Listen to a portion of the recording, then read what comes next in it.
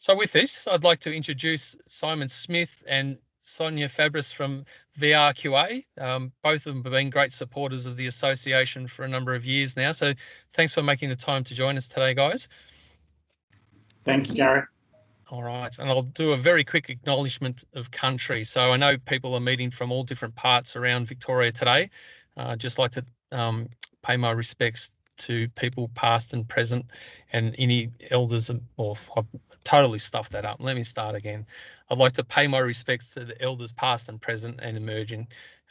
Thanks for joining us today, and I'll hand over to, I'm assuming it's going to be Simon first up. Yeah, thanks for that, Gary. And look, thank you everyone for joining us today. And it looks as though you've had some really good sessions since Monday. It's a pity we didn't get to Geelong, but it is what it is, and it's great to still have an opportunity to give you an update. And Sonia is also with me, who's does a lot of the real work in terms of the engagement and the audits. And I'm sure if there's any specific questions about the audits that are underway or previously, I may refer to Sonia for a bit more input too.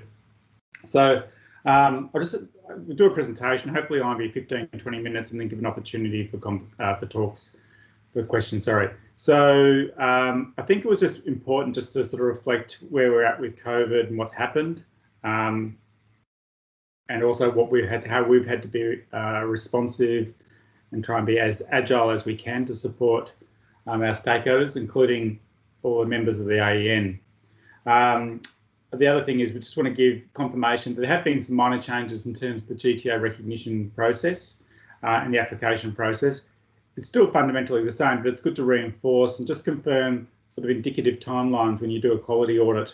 I think that's important just to sort of reinforce, because it's not a quick process in some instances. The other thing is we'll talk about what's happening in 21-22. And the other thing is the key trends of GTO audits in the last 3 years. So the good thing is we've seen a really good shift in terms of compliance. So, our key word. And there's things we'd like to sort of highlight where there might be an opportunity for just a little bit further work that could be undertaken to ensure the ongoing compliance with the national GTO standards. Let's go to the next slide. So we've crammed a lot on this slide because COVID has crammed a lot in our lives, it seems. So we've obviously in the sort of vet unit, which is within the VRQA, we're dealing with GTOs, RTOs, we deal with accreditation proposals. It's all created a lot of issues for our RTOs, which has a downstream impact for your RTOs, if they're registered with ASQA, about uncertainty on completions. There's been clearly a reduction in training options. It's because you can't do workplace training or work placements. That's actually led to an extension of the training, sometimes up to 8 months, or just not even a limited availability of work placements. And that's been a really big impact. And obviously that's something which we've raised with our Department of Education and Training, and we know that there are ongoing conversations with the Commonwealth about that. So we do try and be a conduit and represent the challenges and risks for our stakeholders and ensure that there is some sort of policy response. Because as a regulator, we don't do policy, we do operational policy, I suppose, but we don't do policy, but we do advocate as required to ensure that these issues there's a clear line of sight for the policymakers and they actually are addressed. So the other issue has obviously been the financial impacts. This is probably really significant with the RTOs for us that we register. Some have actually identified to cancel. Ironically, for GTO recognition, we've got an increase in applications. So while we've had a significant number of RTO cancellations, or there's some that's seen transferring from the VRQA to ASQA, we've actually got an increased interest for GTO applications. Some of that is also driven, obviously, by basically just organisations seeking to be agile and look for new opportunities. But I think that it does reflect upon, I suppose, the industry demand for the GTO model, and I think that's a good thing. Within the RTO land, there's obviously been a significant decline in commencements and completions, and so that's something which is an ongoing issue. We do talk to our colleagues at NASQA, and they've also identified there's been an increase in cancellations, but they've actually also identified an increase in applications to be an RTO too, more recently. I'm probably telling something you obviously already know, but obviously the commencements and apprenticeships and traineeships were halved in 2019 compared to 2019, and the completions were down 67%.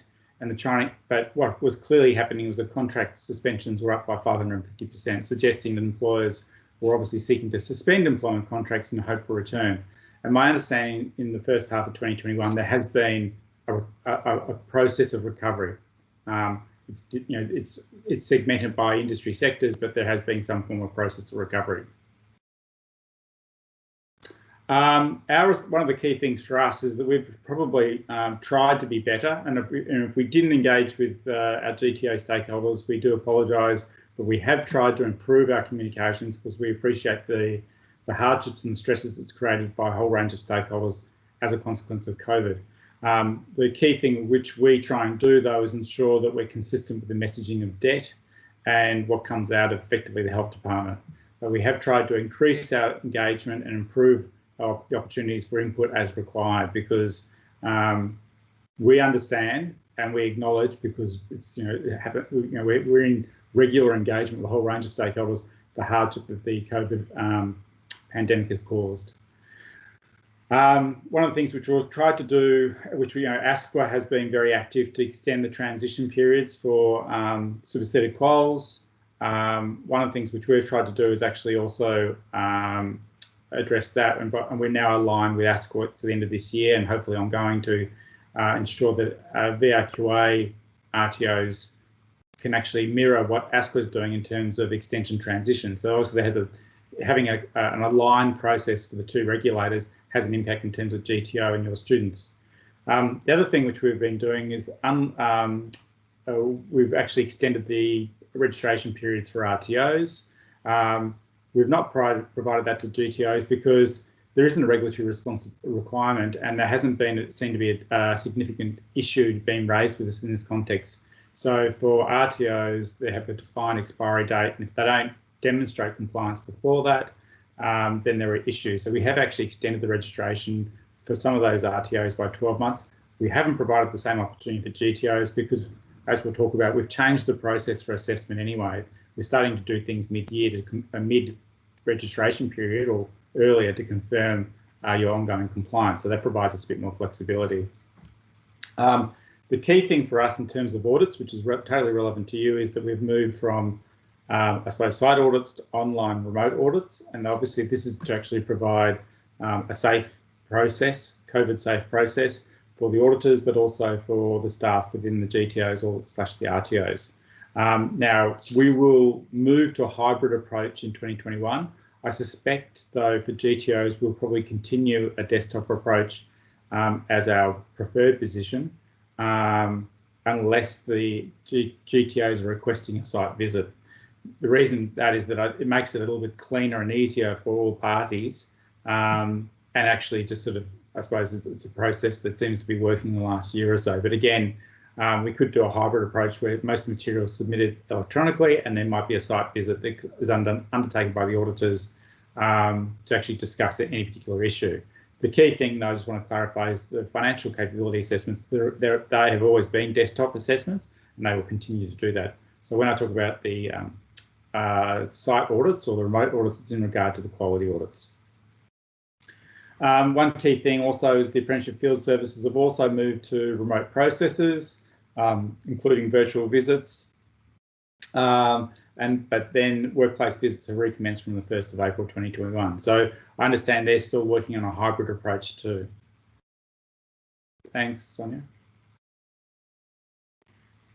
Just look, general things that's occurring, and I'm probably will only touch upon this quickly because I note the range of speakers you already had. The Macklin review was, I think, released in February, the first review, I think, earlier. There's a number of recommendations that relate to apprenticeships that the VRQA is currently being engaged with by the department, and we're having input about the regulatory responsibilities to ensure, and just to confirm that there's an ongoing compliance with what those recommendations are with the legislative responsibilities we currently have. The key thing that's been established, obviously, it was announced with the budget, but it was sort of pre-announced for a press release, was the Victorian Skills Authority, to focus on skills and training needs, looking at those linkages with industry and connections.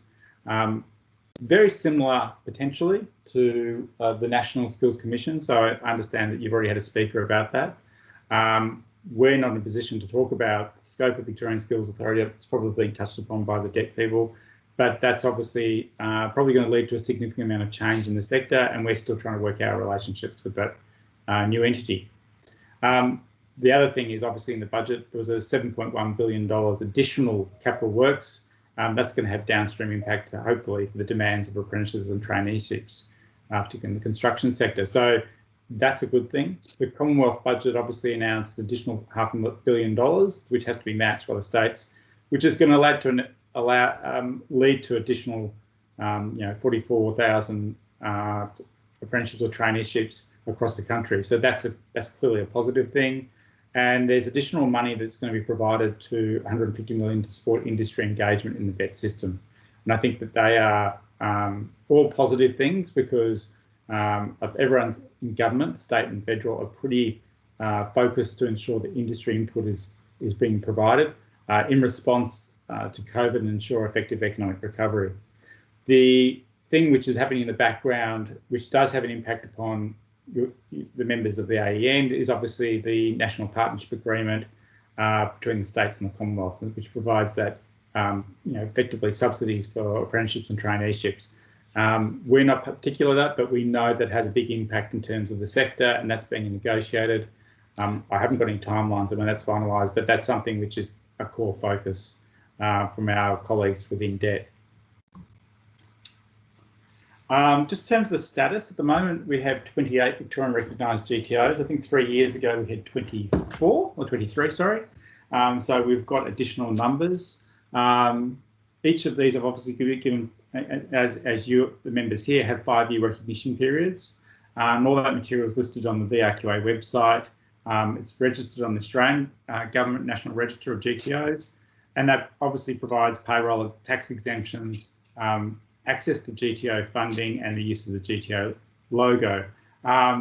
We did actually get authorisation late last year for new GTO policies and procedures. The key thing was to try and allow for our financial capability assessments and the quality audit to be conducted at the same time, or in the same duration period. It seemed hoped to be a lesser burden on GTOs, but it doesn't have to be done at the end of the 5 years or leading up to the end of the 5 years. It could be done midway. And the intent was to provide a probably smoothing of process and give GTOs more opportunity to have input in the process. With RTOs, we do the same thing, but it's all driven by an expiry date. I think this process is actually more practical and hopefully beneficial for both GTOs and also ourselves in terms of how we manage the process with the auditors. Sonia's been very active and at the moment it's organised 20 FCAs, financial capability assessments. So I appreciate that that's probably not what people wanted, but there's no good time. We couldn't do some of these last year. I'll touch upon, which maybe Gary can even touch upon. We did have a session where our financial auditors did meet with Gary, and Gary provided a bit more input in terms of some of the considerations about the GTO model. So we are trying to make sure our auditors have a fit for purpose assessment against the national GTO standards relating to the financial and governance issues, but also in the context of what's practical in terms of the models that are being applied in Victoria. And for this year, we also have 5 GTOs scheduled for quality audit. So essentially, there's 15 FCAs that are outlined, and then there's another 5 which are a combination of both. And we're just trying to actually match the GTOs and the FCAs together. So as we go forward, in another 5 years, these things are done in tandem together. There's 6 new GTO recognitions applications in progress. So that's quite a lot. I mean, compared to our RTO land, we have only 3 new applications in train at this moment, and we've got 180 registrations. So they're all in different phases. Some are probably going to get to demonstrate their compliance relatively quickly over the next 3 months, and they could be approved. In 2020, just to confirm, we had 5 applications that we were sort of, some of these actually related to 2019, but we sort of finalised them in 2020. 4 of those were approved, but 1 was deemed not successful. And we're still getting inquiries. So I think there's 3 new inquiries about the GTO process. We get a lot of inquiries. Some actually translate into an application, some do not. But there seems to be a strong interest, and that's a good thing, I think, in terms of developing a good critical mass of this model across the Victorian economy and across regions. Sonia. My turn. Hi, everyone. So currently we have 5 panel suppliers that help conduct our financial audits, which was established in 1920. We, like Simon had advised, that we have had briefing sessions conducted by AEN on the 24th of March to inform our suppliers how to best manage the GTO business portal, because it is very different to RTOs, and that was well received by our FCA suppliers. And again, we are continuing to develop processes and procedures to make sure that we're obtaining the right information to provide these suppliers so that they can give us a robust report with regards to financial viability.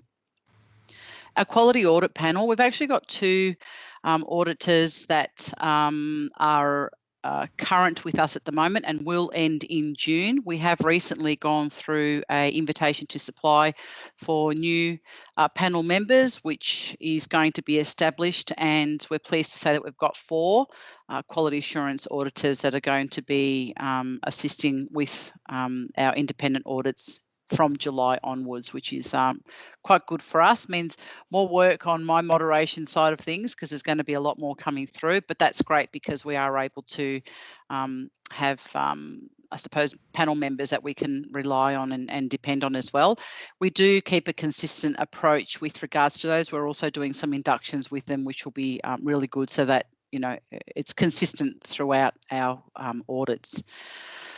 What else have we got? So, Simon, did you want to go through this one? Oh, okay. Or me? Or keep going? That's all I had to say for those ones. Yeah.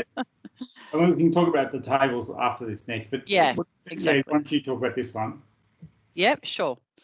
So what we've got, as you all know, we do quality assurance and financial viability audits against the national standards for group training organisations, which we'll call the standards, and for GTOs to maintain their recognition, you must follow and keep abreast of those standards. So not only with us, but also with registration with the Commonwealth. The quality audits, so financial audits are a little bit different because it's done through the financial side of things. So I'm going to speak mainly about the quality audits. There's 3 main elements that we look for when it comes to those standards, and it's about recruitment, employment and induction, the monitoring and supporting of apprentices and trainees, basically all to completion, and ensuring that that there's sustainable that the GTO is sustainable with its governance and administrational side of the business. We have a nationally consistent framework for GTOs to operate within. However, and this is quite a lot of people ask us this, is why aren't you the same? We don't have mutual recognition with other jurisdictions from other states with regards to GTO recognition. So sometimes people, when they apply, have said, oh, we've already got recognition in another state. Surely it's easy. Why are you asking for something different? We just don't have that mutual recognition at this stage. The auditors, they go through the audit guides, which we develop, and we also have discussions with also stakeholders, so some from GTOs, auditors, AEN, so forth, with regards to trying promote consistency as well with our guides. And they help not only the auditors, but as an example myself, when I go to moderate, in determining what has been provided, what requirements do we still require, and do we need to ask for more information with regards to the standards? So these the indicative timelines for our processes. Last year, like Simon mentioned, COVID-19 threw a little bit of a spanner in the works for everybody. So there was a few things that we've had to change and develop, and it's a constant approach that we take as well. Nothing's ever fixed, but what we try and do is, you know, between March and April, we get through to providing GTOs the advice that we're going to be auditing, and we also do the financial viability audits that we seek, also information from yourselves. Then after that, around May, August, we conduct the FCA audits. Again, through desktop, you provide us with documentation, which can either be sent through us via email, but we're trying a new approach at the moment. With some of you have been given letters with drop boxes, so we're still trying and developing efficiencies on that one. We conduct the QA audits, again, in a hybrid approach, so it could be desktop, on-site, or a combination of both. Again, safety first, and COVID safe plans are the biggest concern for us. Auditors then do draft reports, which are provided to yourselves for review and any comments and updates, which then a final report gets sent through to us. From there, the reports are moderated, and we look through and we discuss with auditors.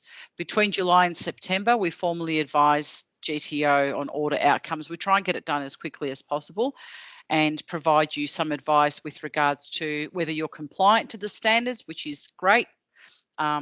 It then goes through to the delegate with my recommendation to continue recognition. If there are non-compliances that are found, we work with you to try and get them to be rectified. We make recommendations and areas for improvement. From then, after that, around October, we try and get final delegate decision after that audit process. So it's not a quick thing, and I appreciate everyone, questions about, why does it take so long? The process is quite lengthy, and I do moderate quite a number of GTOs, not just one. So it's a constant movement of information coming in. Yeah, I suppose the reason we put that slide up is that we do appreciate people have expressed frustration, and I suppose we are clearly focusing on improving and being more time efficient. But I suppose the key thing that we'd probably provide feedback is that if we request information, if it could be provided within the due dates, that would actually allow us to, quicken the process. And we have experience, well, last year's an anomaly because there's been very good and appropriate legitimate reasons why people have delayed in providing responses. But I suppose that as we come out of COVID and hopefully we get into some sort of normal process, if you can be responsive to our requests for information, that would just ensure we can keep things on track. Yeah, and auditors are also on a schedule as well. So sometimes it's not, the ability to make changes and move dates is sometimes not as easy as what you may, what we try and help with that as well. So we'll go through some of the non-compliances that have been found and require rectification. So when we get the audit report, the auditor identifies the non-conformance or non-compliance. They're provided to us.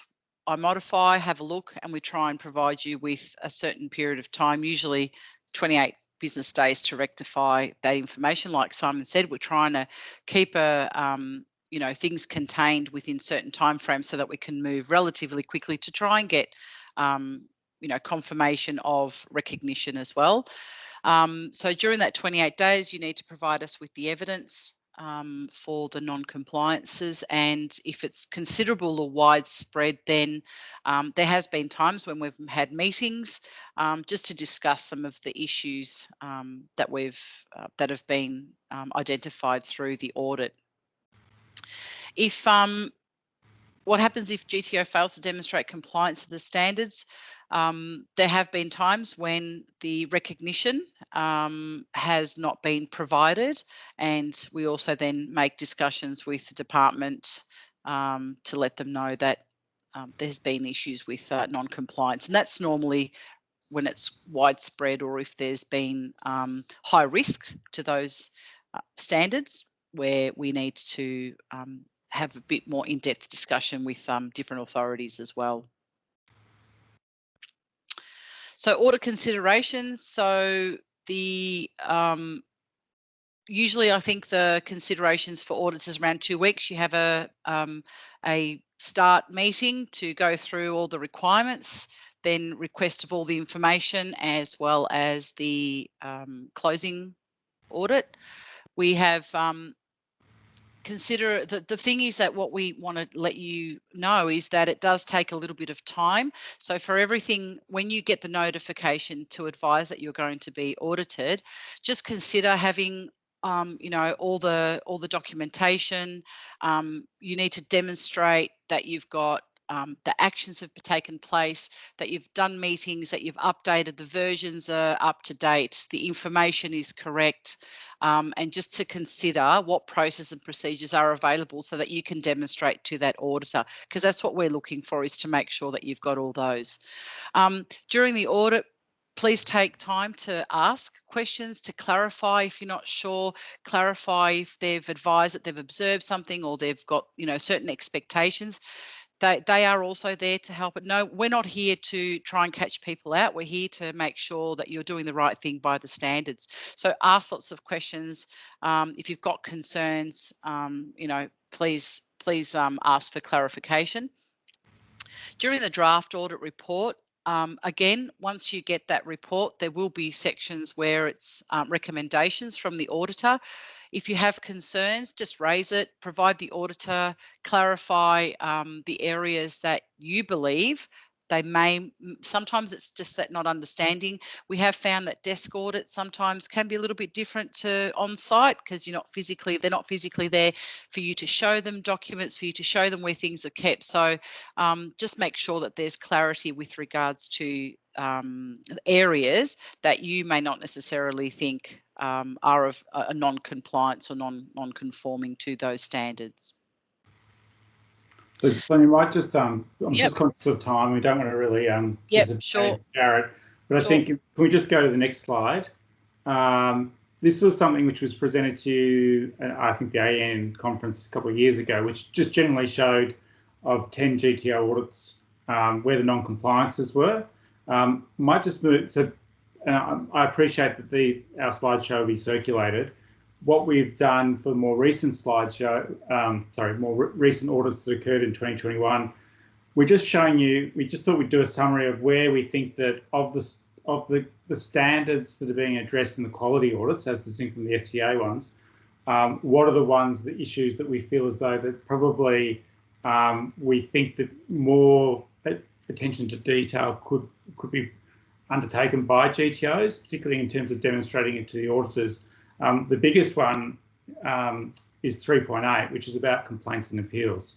So we've identified issues where there was a bit of vagueness or a process to actually confirm grievance of students or even hosts. I think the key thing now is that clearly, particularly a lot of the GTOs that have been established have got those. It will be moved to the next phase of how you demonstrate the application of those policies and processes. And that's going to be an important element going forward, because I feel even though the GTO process has been around for a few years, I think that we've worked with auditors to be more specific, and they're just not looking to see something that's present. They're seeing something that's present and applied as appropriate, and it's actively referenced.